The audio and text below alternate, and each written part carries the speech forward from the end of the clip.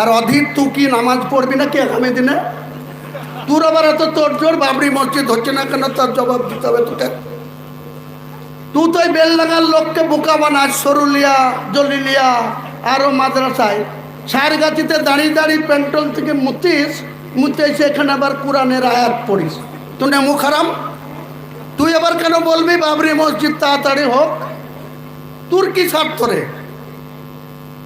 তুই বাবরি মসজিদের মর্যাদা কি বুঝিস? তুই কংগ্রেস করিস, তোর প্রধানমন্ত্রী ছিল পিভি নরসিংহ রাও। এই যে মুখ্যমন্ত্রী তিনি কেন্দ্রের ওই পিভি নরসিংহ রাওর মন্ত্রিসভায় কেন্দ্রের প্রতিমন্ত্রী ছিল ক্রীড়া দপ্তরের। তখন তোরা কথা বলেছিলি? তুই তো ছিলিস না, তোর কোনো অস্তিত্ব ছিল না অধীর। 92 সালে 99-এ তুই এমপি হয়েছিস। তাই মমতা ব্যানার্জি তো ছিল, তুমি বিরোধিতা করেছিল। কংগ্রেস দল বাবরি মসজিদে রাজীব গান্ধী হিন্দুদের কথায় তালা মেরে দিয়েছিল, নামাজ পড়া বন্ধ করেছিল 86 সালে। তারপরে ধীরে ধীরে আরো হিন্দুরা শক্তিশালী হলো। 92 সালে বাবরি মসজিদটা ধ্বংস করে দিল। সেই বাবরি মসজিদ আমি প্রতিদিন থ্রেড খাচ্ছি, প্রতিদিন মাথা কেটে নেওয়ার কথা বলছে, তবুও আমি এখানে দাঁড়িয়ে আছি। আর তোরা মুনাফেকরা মজা মারছিস যে কবে হলে হবে, হিসাব চাই। তোকে কে রে হরিদাস পাল যে তোকে হিসাব দিতে হবে আমাকে? আমি বলছি বাবরি মসজিদ হবে।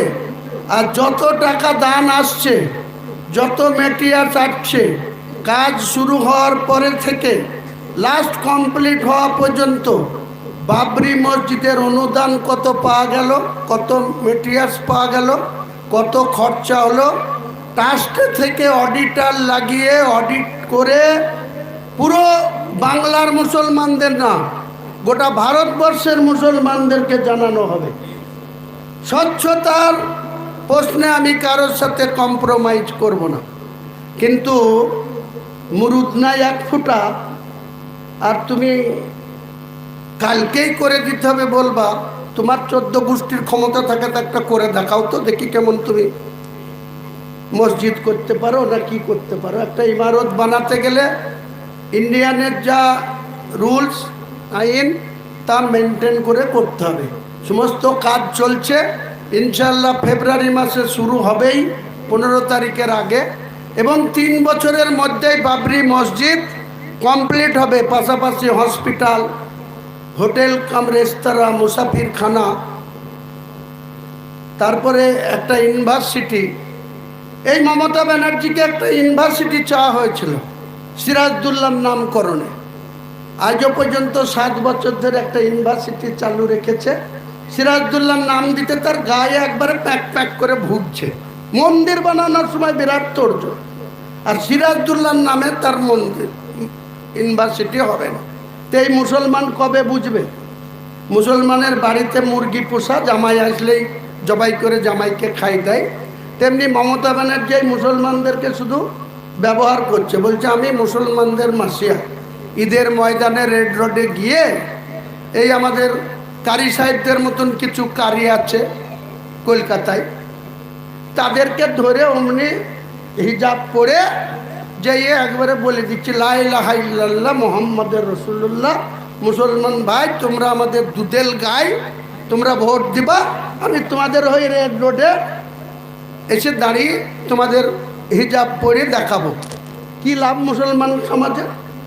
তাই আমি আমার বক্তব্য না বলে এই গ্রামের বেলডাঙ্গা এলাকার মানুষকে বলবো, মুসলমান আপনারা নিষ্ঠাবান হন, ঐক্যবদ্ধ হন, ইমানদার হয়ে কবরে যাওয়ার চেষ্টা করুন। আসসালামু আলাইকুম। ধন্যবাদ জানাই আমাদের এমএলএ সাহেবকে। যে শিশু মাদ্রাসা হবে ইনশাল্লাহ, আমি এত চাপে আছি আপনারা জানেন, তো নিশ্চয়ই আমি ঘোষণা করছি না, একটু সামলিয়ে নিতে দিন, তারপরে নিশ্চয়ই মাদ্রাসা কর্তৃপক্ষ আমার সাথে যোগাযোগ করবেন। ইনশাল্লাহ আমার সাধ্য মতো আপনাদের মাদ্রাসায় পাশে থাকব, অনুদান দেব ইনশাল্লাহ। আসসালামু আলাইকুম। ভাই আমরা কেউ লড়বো না, আমরা এই মুহূর্তে আমাদের মাদ্রাসার আয় ব্যয়ের হিসাব শোনানো হবে। আর তারপরে আমাদের কারি রিয়াসাতুল্লাহ সাহেব এসেছেন, ওনার বক্তব্য শুরু হবে। ভাই ওনার পেছু পেছু বা সামনে সামনে আমরা যাব না, ভিড় করবো না রাস্তাটায়। আমরা আমাদের কাজ শুরু করি, আমাদের কাজের ব্যাঘাত ঘটাবেন না, ওনাকে রাস্তা দেন।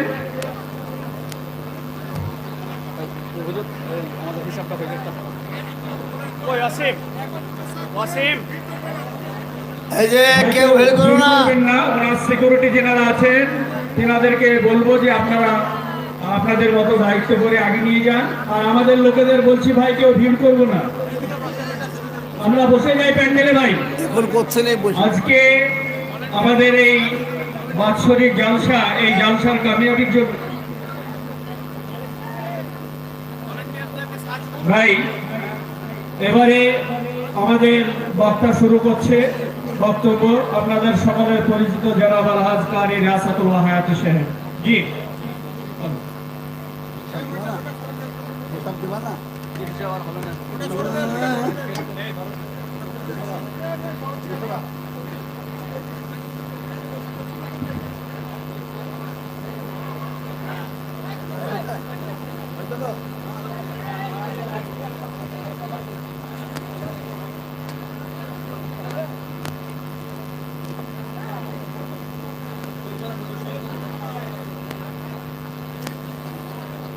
আসসালামু আলাইকুম ওয়া রাহমাতুল্লাহি ওয়া বারাকাতুহু।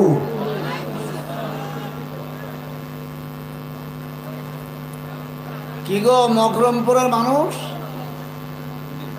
এ তো আমি আশ্চর্য হয়ে যাচ্ছি। কারণ সে লোকটা এসেছেন, আপনাদের ডাকে সাড়া দিয়েছেন, আপনারা তাকে স্টেজে সবাই দেখতে পেয়েছেন। আবার এখন তিনি নেমে গেলেন, তো আপনারা মজলিসের এই পরিস্থিতি তৈরি করছেন কেন? বাবা, এটা কোন ধরনের কথা? এটা তো আশ্চর্য কথা বাবা। হ্যাঁ, উনি এলেন, কথা বললেন, সব কিছু শুনলেন, নজরেও দেখলেন, তো আবার তার পিছু পিছু ভিড় লাগানোর কারণটা তো কিছু বুঝতে পারছি না আমরা। সেই জন্য যারা দাঁড়িয়ে আছেন ভাই, আপনাদেরকে অনুরোধ করছি, যদি আপনাদের মকরমপুর গ্রামের মান সম্মান ইজ্জতকে রক্ষা করতে চান, তাহলে সবাই মিলে বসে পড়ুন, সবাই বসে পড়ুন। মকরমপুরের এই মাদ্রাসার পক্ষ থেকে সেই রকম কোনো ভলেন্টিয়ার নাই যে তারা যে বলবে বসে যাও।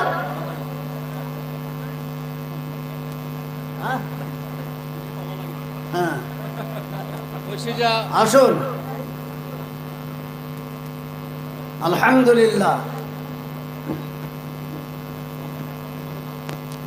ভাই আমরা জলসাটা মার খাওয়াবো না, আমরা গ্রামের মানুষ, আমরা প্রতিনিয়ত এমএলএ সাহেবকে দেখতে পাবো প্রতিনিয়ত, কিন্তু আজকের জলসাটা যদি মার খেয়ে যায় আমাদের কারণে, আল্লাহ পাকের কাছে কৈফিয়ত দিতে হবে ভাই।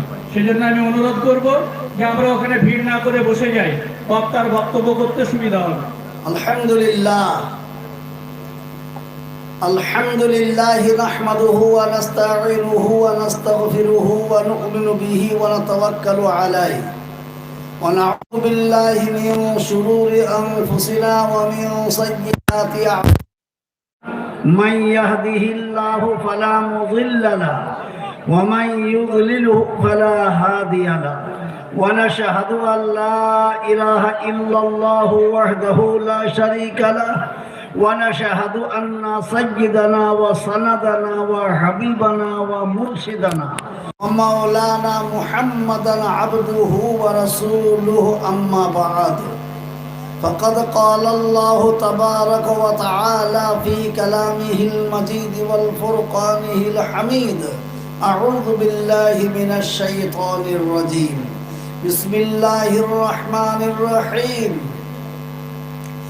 يا أيها الذين آمنوا اتقوا الله ولتنظر نفس ما قدمت لغد.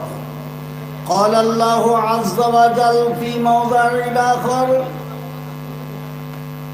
ইন্নাদ-দীনা ইনদাল্লাহিল ইসলাম। وقال الله عز وجل في موضع آخر واعتصموا بحبل الله جميعا ولا تفرقوا। মুহতারাম, মাননীয় সম্মানীয় যোগ্যতম সভাপতি সাহেব, শ্রদ্ধেয় উলামায়ে কেরামগণ, উপস্থিত হাজিরানে মজলিসের শ্রদ্ধেয় বাবারা, ভাইয়েরা, পর্দার আড়ালের আমার মায়েরা ও বোনেরা, সকলের কাছে রইল আমার শ্রেণীমতো সালাম ও শুভেচ্ছা। আল্লাহ পাক তাবারক ও তাআলার লাখো শুকরিয়া যে মহান আল্লাহ পাক আজ আমাদেরকে বিভিন্ন কাজ থেকে বিরত রেখে এই মহামূল্যবান রহমতি বরকতি জান্নাতি মজলিসে বসার তৌফিক দিয়েছেন।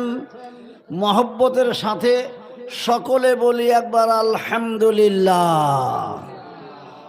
তারপরে প্যারা নবী আকাই নামদার তাজদারে মদিনা আহমদ মুস্তাফা মুহাম্মদ মুস্তাফা, সকলে বলি সাল্লাল্লাহু আলাইহি ওয়াসাল্লাম। তার উপরে লাখো দরুদ ও শান্তি দ্বারা বর্ষিত হোক বলে আল্লাহুম্মা আমিন। মুহতারাম, বড় দামি নামি গুরুত্বপূর্ণ মজলিস, যে মজলিসকে পাওয়ার পরেও যদি মুসলমান এই মজলিসে বসতে না পারে, তাহলে তার মতো হতভাগা আর কেউ হতে পারে না বাবা। মকরমপুর গ্রাম, আমার দোস্তজি কারি নওশাদ সাহেব রহমতুল্লাহ আলাইহি বলতেন, আমার সঙ্গে যখন একটু ইয়ারকি মার্কি করতাম তখনই বলতে, আমি কোন গ্রামের লোক জানো আর তুমি কোন গ্রামের লোক? তোমার গ্রামের নাম হচ্ছে দাঁতপুর, তোমাদের গ্রাম ওইসব দাঁতে বুঝায়, আর আমাদের গ্রাম মুকাররমপুর। মুকাররমপুর সম্মানিত গ্রাম, ভদ্র গ্রাম। বাহ বাবা, তো আজ সেই বেচারা আর নাই, দুনিয়া থেকে চলে গেছে। আল্লাহ তাকে জান্নাতুল ফেরদাউস দান করুক, বলে আল্লাহুম্মা আমিন।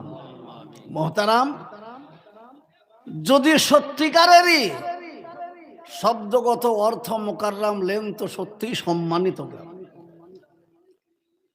মুকাররম মানে ভদ্র, মুকাররম মানে সম্মানিত, মুকাররম মানে ইজ্জতওয়ালা। তো আজ সেই মকরমপুরের লোকগুলো কি করছে বাপ? একটু তাড়াতাড়ি করে এখানে দাঁড়িয়ে না থেকে যদি এখনো গ্রামের মান ইজ্জতকে রক্ষা করতে চায় তো সবাই বসে যাব বাবা, কেউ দেরি করব না। ভেতরে ফাঁকা জায়গা যাদের সামনে আছে তাদেরকে অনুরোধ করবো, আপনারা সামনেটা পূরণ করে নিয়ে বসুন। কাদের কাদের সামনে ফাঁক আছে বাপ? জায়গা দেখতে পাচ্ছেন? আছে মনে হচ্ছে ফাঁক, মনে হয়েছে আছে ফাঁক, মনে হয়েছে। হ্যাঁ, কই গো এই লোকগুলা কারা এরা? ওই যে ওই লোকগুলো আপনাদের পিছনে, আপনাদের পিছনে, আপনাদের পিছনে ওই জায়গাটা গোল হয়ে সাদা একবার দেখতে পাচ্ছি আমি, ত্রিফল পাড়া। তো কেউ ওটা ভর্তি করছে না কেন? আগে আসুন। লাল চাদর গায়ে দিকে গো, এদিকে ওনার পিছনে কারা বসে আছে, আগে আসেন, আসুন সবাই আসুন, জোরে সোরে আসুন। পিছনকার লোকগুলা ওঠেন বাপ, সেঞ্চুরি এলে হবে না, অনেকটা ফাঁকা, চলে আসুন। হ্যাঁ বাবা, ওই লোকগুলাকে ডেকে নিয়েছো, আসুন সবাই চলে আসুন। পিছনকার লোক, মাশাআল্লাহ মাশাআল্লাহ, এদিকে কেমন ভাবে আসছে দেখুন, কত সুন্দরভাবে বসছেন। শীতের সময় যত ঘুনু হয়ে বসবো ততই তো ভালো গো, শীত কম লাগবে। চলে আসুন, মাশাআল্লাহ, বসে যান। আমি একবার নারা দেব, পিছনে যাদের সামনে জায়গা খালি দেখছেন তারা উঠে চলে আসবেন হেঁটে, উঠবো তো ইনশাআল্লাহ। দেখি আল্লাহর নাম শুনে আল্লাহর বান্দারা সুন্নতে রক্ষা করে কিনা। মাশাআল্লাহ, ভেতরে ঢোকেন, ভেতরের দিকে ঢোকেন। মাশাআল্লাহ, আলহামদুলিল্লাহ আলহামদুলিল্লাহ। এইবার ভাই আপনারা কারা আছেন, আপনারা আস্তে আস্তে পিছনের দিকে চলে যান। সুবহানাল্লাহ, একবার জোরে বলি নারে তাকবীর, আল্লাহু আকবার। এমন জোরে আল্লাহ আকবার মকরমপুরের লোকে বলল তো মনে হয়েছে 3 দিন বোধহয় খাইনি কিছু। হ্যাঁ, একবার মহব্বতের সাথে বলি, গোটা মকরমপুর পার করে যেন বেলডাঙ্গাতে আওয়াজটা পৌঁছায়। জি, আর যত দূর আল্লাহ আকবার আওয়াজ পৌঁছাবে তত দূর পর্যন্ত আল্লাহর রহমত বর্ষণ হবে আর শয়তান বিতাড়িত হবে। সবাই মিলে প্রাণ ভরে আল্লাহ আকবার বলতে পারবো তো ইনশাআল্লাহ? আর আল্লাহ আকবরের সাথে ওই দিকে ছেলেগুলা কারা বসে, তোর সামনে বাপ, এই ওই ছেলেগুলা কারা? হ্যাঁ ওঠেন, চলেন সামনে চলেন, ওই লোকটাকে বলেন, ওদেরকে বলেন। আলহামদুলিল্লাহ। ভাই ভলেন্টিয়াররা একটু লক্ষ্য রাখুন, ওই কোনাটা খালি আছে কিন্তু কিন্তু আমরা এখানে অনেকেই দাঁড়িয়ে আছি। এতক্ষণ টাইম যদি আপনারা নিয়ে নেবেন বসাইতেই, তাহলে আদায়টা করবেন কখন, জালসা শুনবেন কখন? সেই জন্য ভলেন্টিয়ার ভাইদের কাছে অনুরোধ করছি আপনারা লোকদের জমিয়ে বসিয়ে দেন। মাশাআল্লাহ, আলহামদুলিল্লাহ। একবার মহব্বতের সাথে আল্লাহু আকবার বলি, তাতে যেন আল্লাহর রহমত আমাদের উপর অবতীর্ণ হয়। জোরে সরে বলি নারায়ে তাকবীর, নারায়ে তাকবীর। দ্বীন ইসলাম, দ্বীন ইসলাম, নারায়ে তাকবীর। আলহামদুলিল্লাহ। আল্লাহ পাক তাবারক ওয়া তাআলার লাখো কোটি শুকরিয়া যে এখনো পর্যন্ত মুসলমানের ঘরে মুসলমান রূপে আমাদেরকে বাঁচিয়ে রেখেছেন। জোরে বলি আলহামদুলিল্লাহ। আল্লাহ ইচ্ছা করলে ইহুদি নাসারা, জৈন, বৌদ্ধ, খ্রিস্টান, অমুসলমান, বেঈমান তাদের ঘরেও পাঠাতে পারতেন, কিন্তু তা না পাঠিয়ে আল্লাহ যখন আমাদেরকে ইমানদারের ঘরে পাঠিয়েছেন, তো এবার পাঠানোর উদ্দেশ্য কি আর আমারই বা লাভ কি শুনেলেন? বলা হয়েছে একটা সরিষার দানা, সরিষার দানা একটা কত মোটা গো, ফুটবলের সমান সরিষার দানাটা। ভালো নজর থাকলে তবে দেখা যাবে, নাকি বলেন? মাঠে যদি একটা সরিষার দানা পড়ে থাকে তো নজরটা ভালো থাকে তবে দেখতে পাবো, তা নাহলে দেখতে পাওয়া যাবে না। বলা হয়েছে সেই সরিষার দানাটাকে ভেঙে কুচি করে দেন, তারপরে সামান্য 100 কুচির 1 কুচি যতটুকু হয় ততটুকু ইমান যদি থাকে, আর তাই নিয়ে যদি আমি কবরে যেতে পারি, তো আল্লাহ পাকের রাসূল সাল্লাল্লাহু আলাইহি সাল্লাম বলেছেন, একদিন না একদিন, একদিন না একদিন আল্লাহ তোমাকে জান্নাতে দেবেই ইনশাআল্লাহ। যারা বলুন সুবহানাল্লাহ। তাহলে সেই ঈমানওয়ালা ঘরে আল্লাহ পাক আমাদেরকে পাঠিয়েছেন, আমরা কত বড় সৌভাগ্যবান। কিন্তু আজ বড় আফসোস লাগে, আমরা ইমানের, দ্বীনের কদরটা কি তা বুঝলাম না, আমরা কদর করতে পারলাম না।